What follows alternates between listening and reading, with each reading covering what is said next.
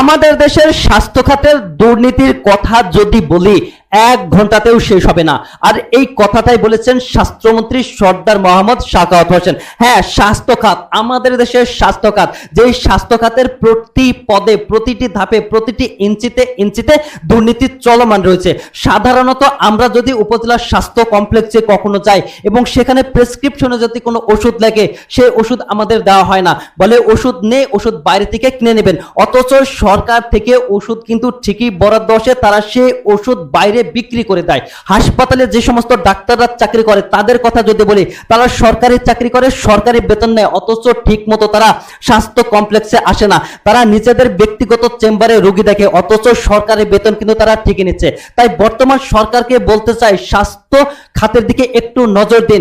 আপনাদের দেশের স্বাস্থ্য খাতে যেইটুকু আছে সেইটুকুরও যদি সুষম ব্যবহার করা যায়, তাহলে আমাদের দেশের গরিব দুঃখী মানুষেরা কিছুটা হলেও উপকার পাবে।